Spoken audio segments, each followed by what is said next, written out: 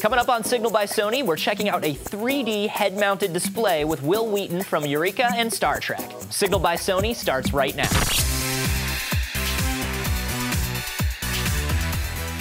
Hey guys, I am here with the one and only Wil Wheaton. A lot of you may know him from Eureka, Star Trek, The Next Generation, Big Bang Theory. You're all over the place, and you're a big lover of sci-fi and a big participator in it. Yes, all of those things are true. I live inside your television, and I have been a fan of science fiction for my entire life.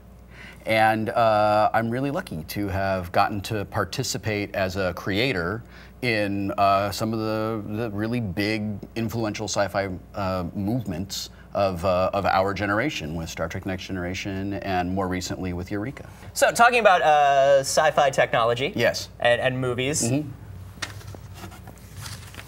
I have this, Wil Wheaton. That was quite a flourish. I'm a pretty dramatic dude. I can tell. I have a list of movies. Okay. Sci-fi stuff, yeah. And I want you to say the first thing that comes to your mind in terms of technology. Okay. Ready? Yes. Zero History. This one is one that you really love. Yeah, well, I think Zero History really relates directly to what we're talking about today with augmented reality and these art installations that only exist to the people who, one, know where to go, and two, have the equipment to actually see them. I think that's really, really cool. Awesome, and that is why we wanted to kind of give you this. This is the Sony Personal 3D Viewer. And we lent this to you for a few weeks because we thought you would have some really interesting thoughts on it, because this thing just looks so sci-fi. The head-mounted display is such a central part of so many sci-fi stories. Yeah, I mean, it's sort of like, it's like you want to have a hands-free communicator, and you want to have something like a tablet computer that you can talk to, and we have all of those things. Yeah, and it's crazy. One of the sort of the next frontiers is completely immersive virtual reality, eventually a holodeck, something like that, right? Sure. And that's sort of what we're all going for. I really love being part of science fiction because we can do this thing. You know, science fiction inspires people. Sure. And science fiction inspires people to maybe to be more creative, and it inspires people maybe to sort of just like think about social issues and social justice. But it can also really inspire people to make the stuff that we use in science fiction. And thinking about this sort of like this specifically, like these headsets, people have been trying this for a while. Yeah. And it's kind of neat to see this one, because I remember the first one I ever saw was in a mall. Do you remember these? It was in a mall, and they railed you into this circle. Yeah. And you wore a pretty much like a backpack, and this head thing. And the head thing, I think, had shoulder had shoulder support too, so you wouldn't like crush your spine. Yeah. And you go back and you look at it now, and you're just like, that was terrible. Yeah. That was so terrible, because now like we're here now. Yeah, I like it. I mean, I was really skeptical. Yeah. And I was pleasantly surprised. It has an HDMI input on it, so I can plug it into anything that puts out an HDMI signal. So I can plug it into my Roku, I can plug it into my PlayStation, my Xbox, my laptop, like anything. Okay, that kind of changes things. And then that really excited me. And it's like it's super lightweight. Which I think is really important. This thing could be a little wider, I think, maybe, so it's sort of going across the whole head instead of just like right here. For these very small headphones, the sound is quite good. I'm not a big fan of 3D. I don't really care about 3D, so when I heard about it, I was sort of like, I don't know.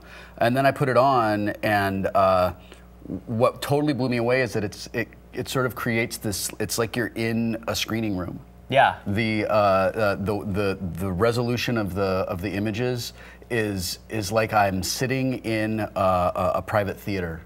And I actually used it more to watch non-3D movies streaming on Netflix. It's got to be kind of like nice to put this thing on and just be watching a movie and not be worrying. It's cool. You know, I was talking with one of my friends a couple of days ago about going to the movies, and we were kind of, you know, we love going to the movies, but we kind of hate being in a movie theater because people are talking and people are texting and people bring babies into R-rated movies, and it sucks. So a lot of us have built home theaters so that we can still watch movies in something approximating a theater environment. Sure. But we're at home, where it's quiet. One of the consequences of being at home is you just pause the movie.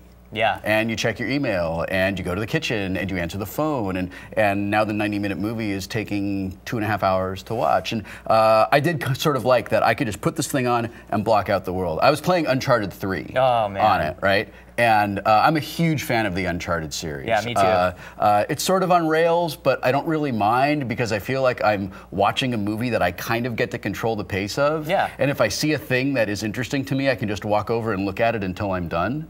Like, you know in Uncharted 2, where the building does this thing, you know, and the helicopter shooting the building? Yes. Okay, so at the beginning of that whole sequence, I just walked around the top of that building and looked at stuff. It's like, the view from this building is very nice. Meanwhile, it's like you're getting attacked, the building's coming down, and you're just like, just look at the architecture. Yeah, you guys are missing all this wonderful beauty. Just stop and smell the roses, guys. So I was playing Uncharted 3, which actually looks cool in 3D. It looks really good. It's sort of like, you know, Coraline was such a great use of 3D. It gave things depth. It made it feel real instead of like, you know, Lenny LaRue on SCTV going like, I'm putting a cat in your face, right? So I was playing Uncharted 3 in this like headset environment thing, and I sat down and I'd said to myself, I'm gonna probably go through the first couple of scenes and then I'm gonna go ahead and get back to work. Yeah. And I was playing it and I was really into it, and I took the headset off because I had to get up to go to the bathroom, and it had been 3 hours. That's awesome. It was like I took it off, and it was like that scene on The Simpsons where the kids like have to go outside for some reason, and I was just like, what's going on? Have you seen the 3D binoculars that Sony has now? No. You look like a Tusken Raider when you put them on. Okay, like, that's awesome. What are they? That's They're the awesome. DV5, and you put them on, and you look like you're about to go shooting at pod racers or something. And you just go. Can we get you to do that for another couple minutes on the loop? No, you know what? Just take those 2 frames and rock them back and forth. Star Trek: The Next Generation. Do you know anything about that? No. Didn't catch that no, one. Not More a fan. of a fan of the original series? Really a fan of the original series. I would never have a kid on my bridge. Wesley. Boy, yeah. I don't know. We could sit here and talk for an hour about all the stuff that Star Trek put into the world. I remember one of the things Michael Kuda always told us about the computer, the LCARS computer, that's sort of the interface that we used on the Enterprise, was that it would always just adapt to what you were doing. Because back then, every computer we had was specialized and it did one thing, and that was it. When we were doing Star Trek, I spent a lot of time up in the art department because I really liked being around those guys and seeing how they were designing what our spaceships looked like and what our technology looked like and what our little gadgets were going to be. And Rick Sternbach, one of our designers, was always working on rockets.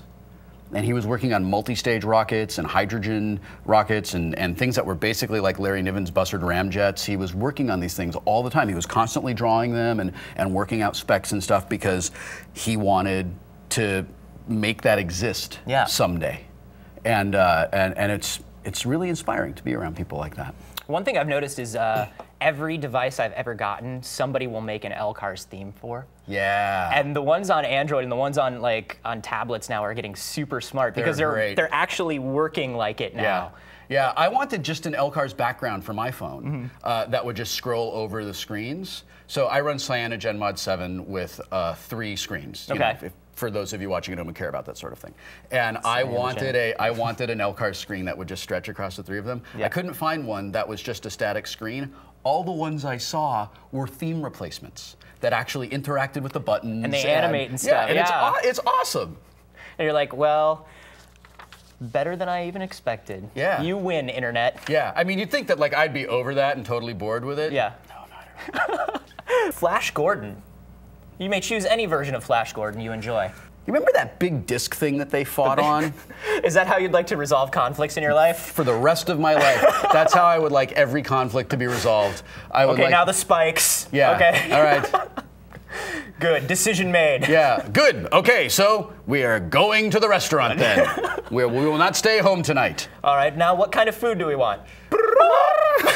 And then the best thing about this is that wherever you go, Queen goes with you, and they play the soundtrack to your decision-making process. You're kind of big into the whole like get out there and make stuff and just do things. Yeah. I mean, what do you think you would like to see like enterprising people kind of do with something like this? I would love for this to get completely portable. I would love it if we can lose the box so that the whole thing is completely self-contained on your head, so that you can take it on airplanes, on the train, and so that maybe it begins to find its way into things like the augmented reality art installations like you read about in Zero History. Or that people used to do, where I don't know why it's a pterodactyl. It's always a pterodactyl. It's got to be a pterodactyl. But you just go someplace and you get to watch a pterodactyl fly around. Like, I think that would be really, really cool. Yeah, and I think I think there's a lot of opportunity for just more than just like iterating the product from the company standpoint, also from like a home hacking standpoint too. Yeah, something that makes it easy for artists to take that idea out of their head and turn it into a thing. I love 3D printers. Yeah, Thingiverse. Because of that, and I loved the very early versions of blogging software because it made it so simple. You didn't have to hard code a web page anymore. And I think that's great. Anything that makes it easy for creative people to express themselves creatively and then share that creation with other people, I think makes the world a better place. Absolutely. Well, awesome, man. I'm glad you enjoyed it. Thanks for coming in. It was great talking to you. It's a pleasure to be here. Thanks. Wil Wheaton. Remember, to stay on top of everything Sony makes, you can watch more Signal videos at sony.com/signal or youtube.com/signal. Don't forget to download the free Signal by Sony app for Android and iPhone. For now, this is Anthony, signing off.